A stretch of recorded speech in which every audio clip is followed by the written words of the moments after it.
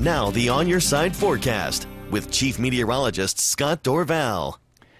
Each night we're getting a little smoke drifting in from those northeast Oregon fires into the Treasure Valley. That's what's affecting the Treasure Valley. Just a little bit comes in overnight each night, and it just stays around because the air is so stagnant outside. If you take a look at a time-lapse view towards the west, you still see blue skies. You see some cloud cover, some high thin clouds drifting through, a little bit of a breeze, but not much, and still hazy, smoky conditions. We'll watch this later tonight as the sun goes down. We'll see how much smoke there is on the horizon. But again, it's been varying. Sometimes it's worse in the morning. Sometimes it seems to be worse later in the day, and for today it has been worse later in the day. Typically it is those morning hours when you have the worst air quality. A view from the village at Meridian shows again some folks hanging on out here. If they switch on over, you'll see still hazy skies, but look at this, you got a good view of the Boise front, so the visibility has improved, and so again air quality going up and down as we move through the day. Here's a satellite view. It shows the smoke from above, and I want to show you in focus. It's tough to see the smoke with this cloud cover here, but there's fires here in northern California, northwest California, that's arcing smoke into north central Idaho. Most of this smoke here is from California, although it is added with the northeast Oregon fire smoke here.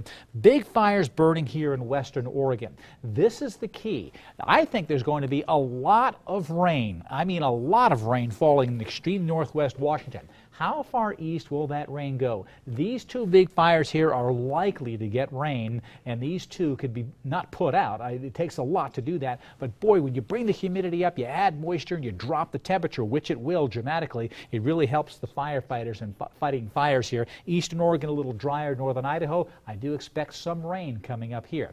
Let's take a look at what's happening in the McCall area right now. Still those hazy skies, 86 degrees, the low this morning down to 45, no precipitation around. And we may get some isolated storms popping up, but those aren't the types of rain showers that put out fires or help to put out fires. You need a more widespread rain. That's what's going to be moving into the Pacific Northwest here. 90 in the Haley Sun Valley area today, and a little hazy, but not too terrible, 53 degrees. Here it is, that precipitation that comes in. This is the next week. You add 6.5 days or so, 7.5 days here, and you can see the amount of moisture right here along the coast. 5.6. We're talking upwards to 4 to 6 inches of rain. That's incredible for this time of year, even for points Seattle north and west. But you look to the east, this is a 1/10 of an inch. Here's a 1/4 of an inch right here, a 1/10 to a 1/4 of an inch right here, a 1/4 to a 1/2 inch in the darker green. That would really be a big help. As you can see, the heaviest rain, the sharp gradient here is right over the Cascades, and a couple of these fires, a few of them are in the Cascades right now.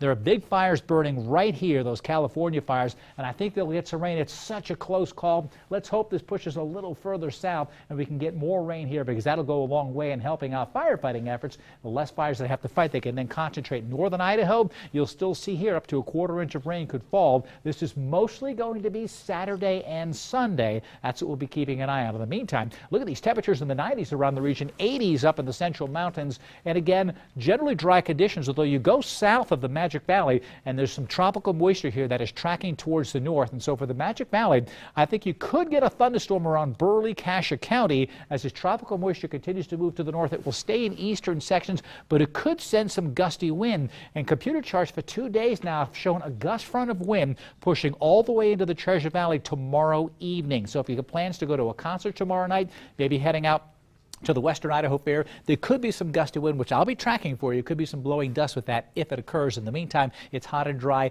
This is the cool weather to the north and west that will eventually make its way into the northwest and drop our temperature over the weekend. So Wednesday, you see a slight chance for showers to the east here. And Thursday, I think we have a chance as well in some of those locations. Quick check at that forecast coming up for tomorrow in the Treasure Valley. Temperatures on the hot side, upper 90s with hazy sunshine and smoke. It will be hot and dry for everybody tomorrow. In the west central mountains, you'll see temperatures in the 80s, about 97 in Garden Valley, and that haze and smoke continuing in most locations, while in the Magic Valley, some gusty winds could cool conditions down into the 80s for Burley at 83, Twin Falls at 89. My On Your Side extended forecast, scorching heat for tomorrow, staying in the 90s all the way through Friday. Friday looking a little hotter, and then cooling down nicely for Saturday, Sunday, especially Monday and Tuesday, down to 81 degrees, and in the mountains dropping all the way into the 70s. That's going to be a big help for firefighting. And again, rain in the Pacific Northwest. That'll be huge. Bring it in. Huge. All right, yes. Thanks, Scott.